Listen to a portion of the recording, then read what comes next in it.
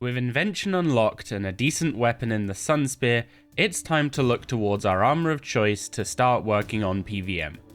For this, we're going to be aiming for an armour set that works with the spell Animate Dead, so Mage Tank gear. We have a few options for this, such as Arims or Crypt Bloom, but Arims likes boots and gloves, and Crypt Bloom has the potential to turn Croesus into a bit of a prison. So I'm going to be turning my sights towards Ganodermic, requiring 95 Slayer to get the boots, gloves, and flakes as drops, and 98 crafting to turn those flakes into the chest, legs, and helm. The tank set is tier 75, augmentable, and covers all 5 slots, and we need to level up crafting for an Amulet of Souls anyway. The best plan for training crafting on an Iron Man is unlocking Prifddinas and playing the harps. It's similar XP per hour compared to gem mining, but significantly more AFK. In order to unlock Prif, we have a few more skills to get to level 75 before completing the Elf questline, but one of those quests requires a Death Talisman, and despite offering a way to get one without the usual 90 Slayer level requirement, I'm going to need at least 90 Slayer to boost up for Ganodermic, so we're going to work on that first. However, before we get started with a Slayer grind, there's a few drop cleaners I would like to get first. Iron Man really is a Rube Goldberg machine when it comes to goals. Notably, I want the Charming Imp from Dungeoneering. Since I need 75 Dungeoneering for Prif, let's go knock that out first. Okay, the first thing I'm going to do here is I'm actually going to pop into a Complexity 1 dungeon very quickly. Since I'm 80 range, it should give me a tier 60 bow and tier 60 arrows. So I'm going to bind both of those. And it also gives me tier 50 armor, which, may as well bind. Now we'll go into a large floor and try and make a bunch of money so that we can buy what we need off of the smuggler to make the tier 80 equivalents. Okay, so we're in floor 1 on a large setting. The reason I'm in floor 1, even though I've already done this floor, is because we need to double up on achievements here. The reason why I'm in a frozen floor is because I want to work on the Frost Dragon achievement. We want to find an altar and a Frost Dragon in one of these dungeons. And basically our goal is going to be to just pick up as much stuff as we can from the dungeon, sell it to the shopkeeper so that we can buy some Ent Gallow branches that will make the bow, and we also want to buy a bunch of Gorgonite ore, which is 57k a pop. It's 20 arrowheads per bar. Let's say we need 100 arrowheads for now. So we're looking at needing 5 Gorgonite bars in addition to 1 Ent Gallow. So we need a lot of gold. While we don't need to kill all these enemies for Guardian Doors or anything, the higher level mobs just drop a bunch of cash, which is super useful to us right now. Actually, while we're here, since we're already using range, we may as well go in here and talk about some of the buffs. So melee have Berserker, which increases your chance of hitting with 2-handed weapons, and Tactician, which is 1-handed weapons. But then its alternative one is damage is reduced when wielding a shield, whereas if we look at range, you have increased damage of range attacks and increased chance of hitting with a bow. These are both really, really good. So damage of range attacks is just going to be our default, and then accuracy will be our secondary. So I'm just going to throw some points into here. I'm not too worried about putting some tokens into this, because up to a certain point, the upgrade cost is cheap. It's still only 660, only 1360, 3400. That's still pretty fair. 6800. So now it's starting to get a little expensive, but I still think this tier is worth it. This, where it starts costing 20k, that I'm not gonna do. So we get 7 tiers of Desperado already. It's just such a big increase. For 17% range levels when calculating damage. Okay, we have our Artisan's Potions, so we can make our Gorgonite arrows. Why on earth do they need 88 fletching? And boom, 81 fletching. I don't think we actually get anything at this level. Oh, we get rune darts. But we now get the ability to boost up and make Gorgonite arrows at 88.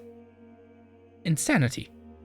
We also happen to get the fletching pet on this little grind, which Not going to turn that down. We got it pretty early, but I was on mobile, so I couldn't record. But I'll be honest, we're not going to have the bank space for that, especially once we start getting into archaeology and such, but I'm just going to be redeeming pets as I get them.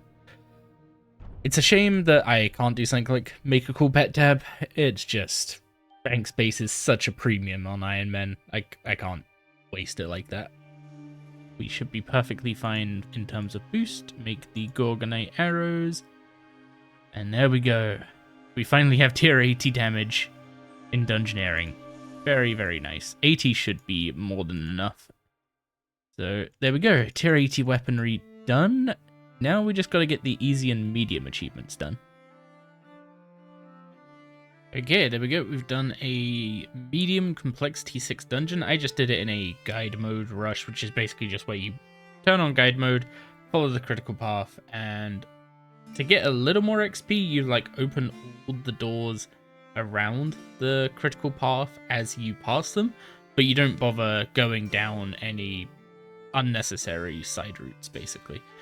Not the best XP per floor, however, it makes the floors really quick and is pretty solid XP. It's better than doing like C6 smalls where you fully clear them. You get more XP and it's quicker than doing those. So now the last thing we need to do is reset for prestige. Annoyingly, one of the least enjoyable things about Dungeoneering is the prestige system. It makes it really difficult to group Dungeoneer just ad hoc. But that means we've now completed the easy Dungeoneering achievements, and that is the medium rewards. So we'll throw these lamps into Herblore as usual. First off, we can once a day choose a boss we fight, which is useful for hunting other achievements, but not super useful otherwise unless you're trying to farm a certain weapon or something. We get the Daemonheim Aura 2, which works like an Ava's attractor in the dungeon. It returns ammo to you, which is why we don't need a huge amount of ammo. 80 is more than enough now. We start each dungeon with 40 laws and 40 cosmics, so we don't need to do any crafting of our own. And we also get to pick a secondary role within our Ring of Kinship. So we can set Sniper as our secondary, throw a few upgrades into it. Why is the Confirm and Cancel swapped on this interface? Confirm is usually on the right. And then we'll just put a few upgrades into here. Not going to put a huge amount. One less than we have in the Desperado. So now we have in total a 12% chance of hitting with a bow, which I think is decreased to 6% because it's our secondary. And then we also deal 17% more damage-ish, since it just is a 17% boost to our range level. Now we have better accuracy down here and free teleport runes every dungeon. It makes doing quick floors just even quicker because you don't have to bother rune crafting ever again, basically. Okay, this is the last floor on the way to 75 Dungeoneering, which is the requirement for Plague's End. Thank God that is done. This is the first time we're doing Tears of Guthix with 80 crafting, so we can make this ornate bowl, which gives us a little more XP per tier, so we should be getting a lot of summoning XP this time around.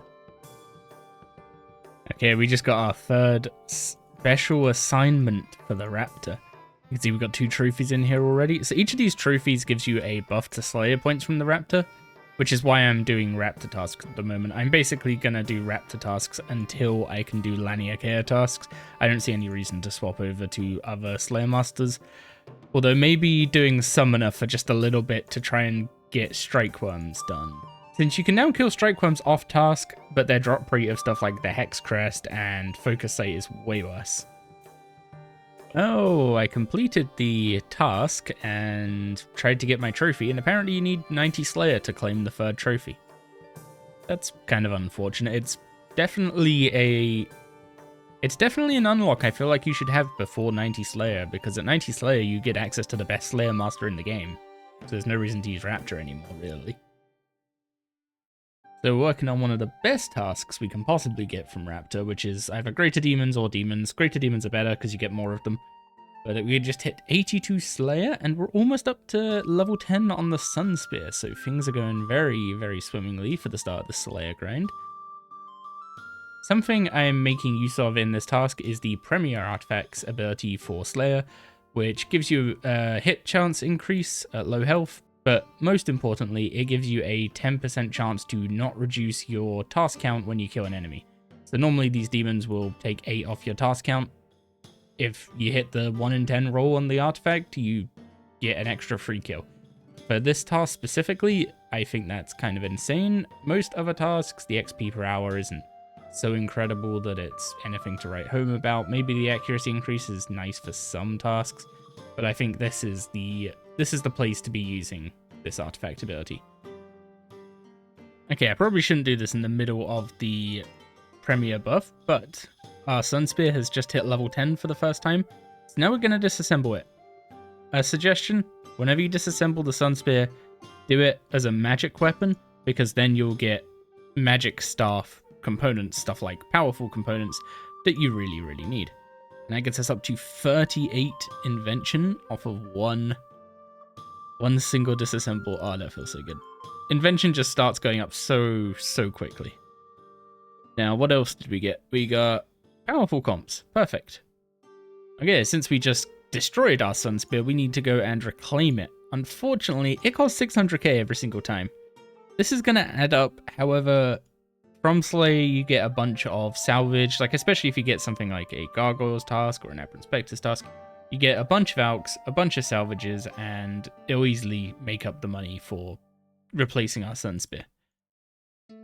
Something else I should get done earlier rather than later for Slayer progress is getting some of these Slayer masks. Specifically for now, Mask of the Green Worm. I can't make a Slayer helm at the moment. I actually haven't done the quest to go and get a black mask, and I don't have the ability to combine items into a Slayer helm. However, Mask of the Green Worm will allow me to force a Jungle Strikeworm task. That way I can keep doing tasks from Raptor or whoever I want, and then once a day I can just go force the Strikeworm task from Kuradel, assuming I can actually get tasks from Kuradel. I might need a couple more combat levels first. But yeah, this needs 21 mil anima, and we're at 2.3 mil, so we've got a lot of work to do. I think, given how long this normally takes to get Bladed Dive from here, I think this is going to be about hour and a half-ish of work, but that's definitely going to be worth it in the long run. Yeah, opening up this chest, we should get just enough. There we go. Yeah, definitely enough. So we now have over 22 mil anima. Let's get out of here. I don't have good enough food, and I don't have good enough gear to do worlds high enough to make this feel, I'm not going to say reasonable, but it's definitely a bit of a grind, because I was getting like less than 2 mil every run, so it took a bit, but the Mask of the Green Worm is 100% worth it. So we need to head over to Kuradel now, assuming I can access that. Assuming I can access her as a Slayer Master. I can. Oh wait, no, level 110 combat. Okay, I thought it was 100 for Kuradel, 110 for Morvran, 120 for Laniakea. Turns out it's just 120 for both Morvran and Laniakea. So we need to get 2 combat levels. The quickest way to do that is just going to be doing summoning, and the reason I'm going to Kuradel for this task is I want to get the longest task possible. So let's go train a bit of summoning. From as far as I can tell, before you have access to Prif, the Menaphos Obelisk is the best place to train summoning. It's a shame you don't get to take advantage of the 20% XP buff you get in Prif during Amlod Hour, but we can do that in the future. Won't be going past 75 until we can utilize that. I don't actually have enough crims to go all the way to 66 is what we need for 110 combat. So what I'm planning to do is get to 55, which isn't going to take long at all. I think I'm just 2 more inventories off that.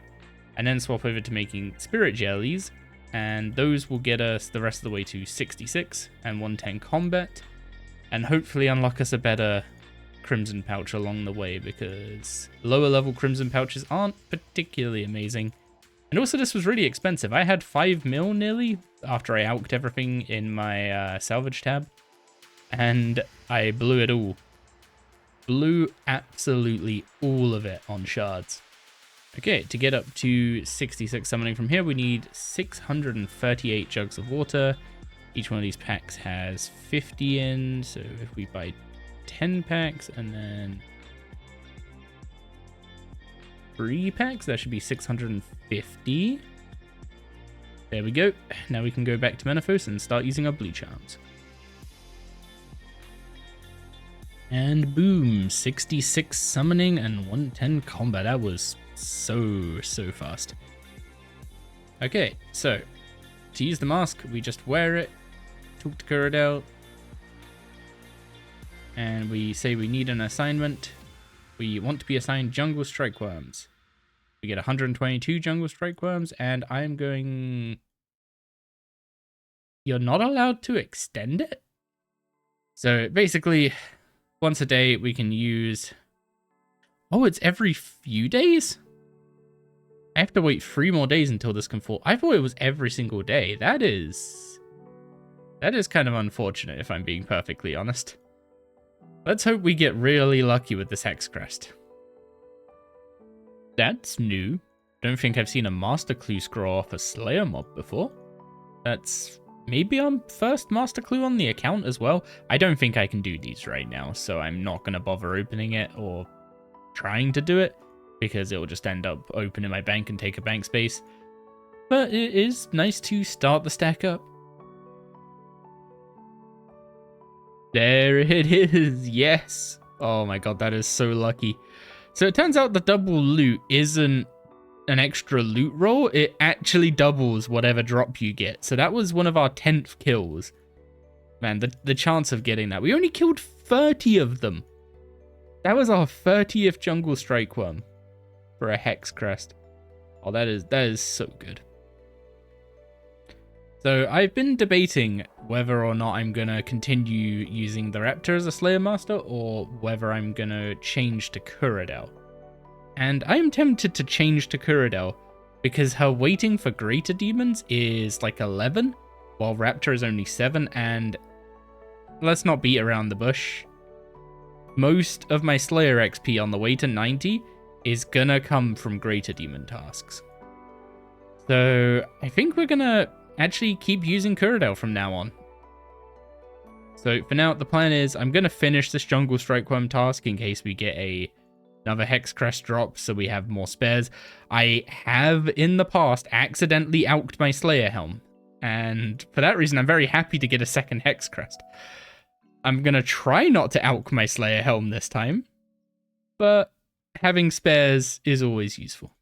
Firewatch is not a bad shout, because I could go do Via Lords with the Sun Spear and get some Prayer XP, which we need for Prif. So let's do that. So the best place to do Via Watch, well, if you're going to do Via Lords anyway, when you're a lower level and can't really do the mass AoE spot, is to come here and just kill the 2 that spawn right between these trees. Pray Mage, altar right there, bring some food, have some space for stackables, stuff like red spider's eggs, herbs, seeds, all very useful stuff. Would be great if I had the cedar side already, but I don't have enough beans from the farm to buy that yet, so we'll have to pass on that. And the main benefit of this is the prayer XP. It is. Killing these guys is such good prayer XP with the Sun Spear. It's probably going to be one of the ways we go for 95. Like, I imagine we'll basically use as many supplies as we can to get to 92, get Soul Split like that guy's using over there, and then we'll use that spot to get to 95. It's quite a grind, but you get a lot of Herb Lore supplies, you get a lot of prayer XP, you get some extra fire making XP, and if you get the cedar side, you also get a bunch of farming XP, which is really, really nice. I have just learnt the hard way that the Slayer Finisher ability on legendary pets is not available to Iron Men, and I don't have enough Slayer points to buy the auto finisher. I'm going to keep doing the task because I do want to save the Slayer points, but oh my god, I should have picked Necrules. Well, I guess I'm getting a little break from smashing gargoyles because we're disassembling another sun spear for 44 invention. Lovely. Next task is Desert Strikeworms. Let's see if we get just as lucky for the Hex Crest as we do for the Focus Site. Okay, I can't believe our luck on this account. We already have a Focus Site and we're only halfway through the first Strikeworm task. That's like 60-something KC. Absolutely spooned when it comes to Slayer Helm upgrades on this account. God, why do I keep getting gargoyles now?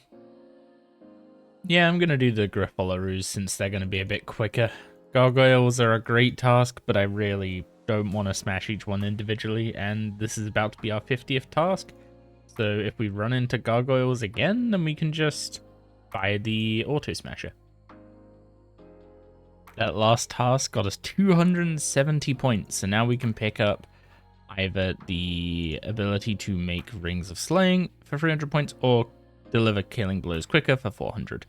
I'm just going to hold on to the points, and whichever one comes up first, whether it's a gargoyle task or hitting level 10 on the Sun Spear, will be the one I pick up first, and then we'll save up for the other one. And our next task is Bloodvelds. I wonder if mutated Bloodvelds are still good. Okay, next level 10 Sun Spear, disassemble, and 48 invention. The levels are going to start slowing down a bit now, so you're not going to see every disassemble.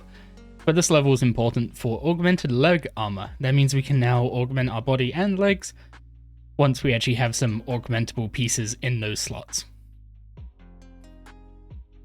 And since we had enough Slayer points, we can now start doing the best method for getting enhancing components, and by extension precious components, which is making Rings of Slaying. These just need an enchanted gem, which you can buy a ton of each day, and gold bars. So now we can save all of our gems for making necklaces for porters. There it is. Finally, Greater Demons from Kuradel. So now it's time to go pick something up that's going to make this task go from amazing to absolutely busted. And that is the Scrimshaw of Sacrifice. In order to go and claim our Scrimshaw of Sacrifice, that also comes with a few other little goodies. We need to start Curse of the Blackstone. This requires you to have done Impressing the Locals, which is the quest you need to do to unlock the Ark area. So we're going to do this quest up to the point that we get to an island called Goshima.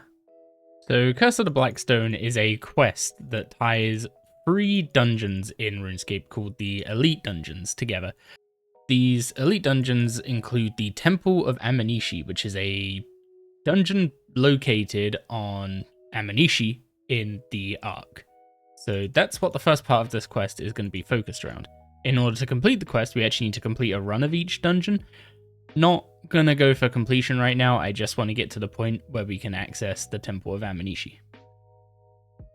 Okay, we're now heading to Goshima, and this is going to be one of 2 pieces of combat that we're going to have to do on the way to getting this Scrimshaw. We have to wipe the island out of all these Crassians. Okay, once you've reached the point of talking to Madame Shi in the quest, you are now far enough to start the achievement, or opening up a chest in the Azure room of the Temple of Amanishi. But first, we need to go to an instance of Goshima that isn't for this quest, so need to head back to the boat, travel somewhere else, and travel back. Okay, once we're back on Goshima, we can go through into Goshima. This is the point where this is why I think you needed to clear out the Crassians first. I'm pretty sure that gate is locked until you've done that. Outside this room is a couple trunks back here, and there's an Azure key.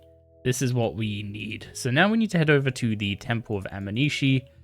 So we're going to go head back to the boat. Okay, so you can either take the boat to Amanishi, or you can use the Elite Dungeon treasure chest to teleport between the different dungeons.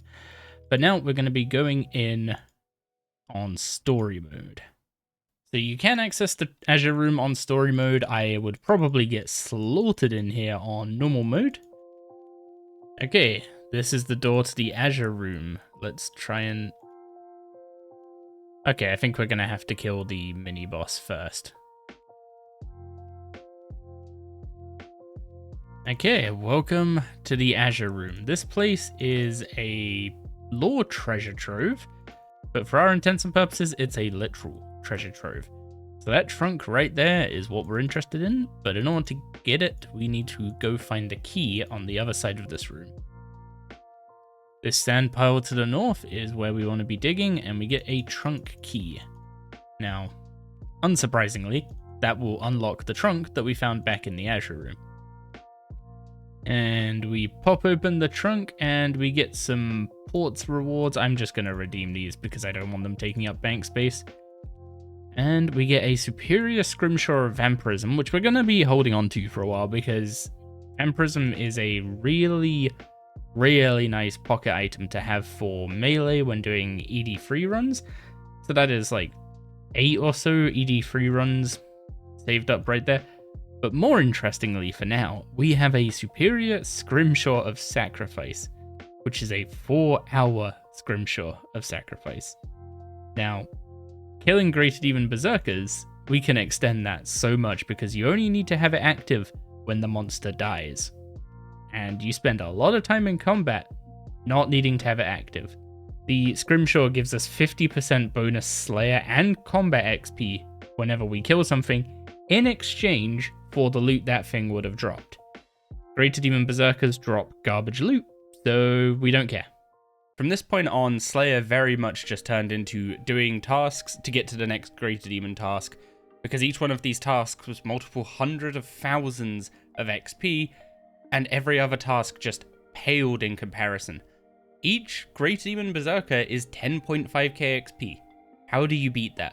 And we wouldn't really get a task that matched them until we started doing Abyssal Demons, but I didn't actually get an Abyssal Demon task until after 90 Slayer. And here it is, 90 Slayer. Second port skill up to 90. And wow, that is a lot of unlocks. Dinosaurs are a big one. Slayer Lodge tier 3. So I still don't have a Slayer helm, and I'm 90 Slayer. But yeah, we now have access to Laniakea. We can go put our final Raptor trophy in its place. And there's all our Slayer trophies done. After getting 90 Slayer, it was time to work on some of the other Prifddinas. Starting off with 75 summoning. Doing spirit jellies again, but this time utilizing the Tavali shop method. Because jugs of water are cheap as chips, we can sell a stack of them to the shop here. Buy them back for 1 GP each, turn them into pouches, turn them into scrolls, and repeat. Admittedly, you get less shards back when you trade in scrolls compared to pouches, but it's very much worth it for the speed increase here. Claim any rewards. Now we'll get our Wilderness Sword free, as well as 154k agility XP. That didn't even get us to 73. Oh dear. Okay, 1 into agility. That gets us to 73. Actually, I want to use all these one at a time, don't I? Okay, hang on. Okay, I do have enough to get into 74. Hopefully a good bit through 74. Oh wait, hang on. This might actually be enough for 75. It is. It is. Hey, 75 agility. So speedy. One of the benefits of doing the hard wilderness diary is that we can now unnote bones and ashes at the Chaos Altar without having to run all the way around and bank. Somehow I didn't do this on my main, even though I went to 95 prayer at this altar with Inferno Ashes. That would have sped that up so much. But anyway, here we are hitting 75 prayer, the last requirement for Prifddinas. And finally, we can start working on the elf quest line. We're trying to prove ourselves to the head mourner so that we get let further into the place. And to do that, we had to help him convince people that the plague was real. And the rewards for this quest weren't particularly insane, were they? Okay, time for the agility check. Oh no. Oh, come on. I've got 75. Wait, no. Did I buy it? No, I don't have it. I never got the Sure for Fedora. Wait, I just realized. Oh, because they have no health. I was about to say, why don't people just use vampirism to heal in here? But the shadows have no health. No. I might have underestimated how much food I'm going to need. I thought bunyips healed more than this. Okay, third time's the charm. Oh, okay. Now I understand how to read this now. You're looking through the hole at the... Oh, my... The entire amount of times I've done this quest, I have not actually understood how to read that thing. We solved all those light puzzles and they just dug in here. Anyway, we charge up their crystal. So we needed the death altar for. I feel like playing old school with Quest Helper has dumbed me down with questing. I now just want to follow the blues. God, this seems like a really bad idea. Just dump the essence that we normally use to create giant fireballs into your own body. What could go wrong? Now more light puzzles, woohoo! 35k agility XP. That might be some of the best agility XP per hour I can get right now. The story of like Sarah and the Dark Lord and all that kind of stuff is actually really interesting. If you wanna read it, but I think it's the kind of lore that's best read externally from the game, unfortunately. And we can claim our reward. Plague's End complete. Prifddinas unlocked. Like, I thought we were going to be done in like an hour from now. So I'm very happy with how this went. Although I see this cutscene still hasn't aged very well. You want to know the best thing about this? Unlocking one of the most beautiful locations in RuneScape, and the first thing I'm gonna do with it is lock myself here for probably about... Is it 100 hours? 120 hours? To go for 92 crafting? Oh no, we got a woodcutting one, and... Oh, and we got woodcutting, agility, and construction out of that. Nice. Also, the exoskeleton suit is very, very nice. It's a nice little pickpocketing buff, so if we ever want to train thieving further by using the Crux Druids, solid option. Well, now we've made it to Prifddinas, it's time to accept my fate in the Crystal Harp Prison. I need to get up to 93 crafting in total to be able to craft everything in the game with boosts. So it's more short term, that is the Souls Amulet once we get 300 Reaper points. That is the ganodermic armor, which requires 98, so 92 with a boost. Harps aren't exactly the quickest XP per hour, though. They're like 50 to 60k, depending on whether it's Iffle hour or not. However, they're entirely AFK. You just have to click tune the harp every so often, set up one to tell you when it's down to 50%, and yeah, job's a good one.